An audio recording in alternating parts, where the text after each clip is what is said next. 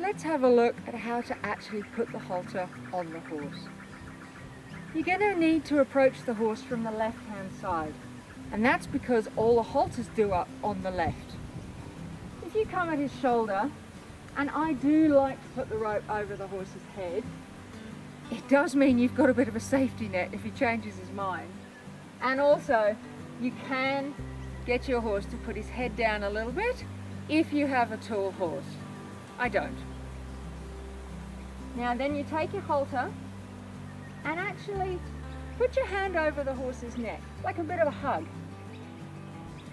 Then you can have the headpiece there, slip the nose part over his nose there, and we do up the knot on this side here. And we're going to go into that knot in a bit more detail. If you try and put the halter on by coming underneath the horse, it actually encourages the horse to put his head up and back away. And then you've got to flick that over the top, and you'll end up catching yourself in the eye, or even worse, you'll catch the horse in the eye, and then you're going to have problems haltering next time. When you're doing up the knot, put the tail end through the small loop there, and then bring the tail backwards towards the back of the horse. Create a little bubble, hold the end, push it forwards, and then loop the tail back through the little bubble to create a knot. And with the tail end facing forwards, if you do it the other way, you'll end up with the tail end facing the horse's eye. The other thing is, have you noticed my knot there is below the junction of where the two parts of the halter meet? If you put the knot above that junction, there, like that, it either comes undone really easily, or if the horse pulls back, it can actually tighten down and then you really can't get it undone. So always put the knot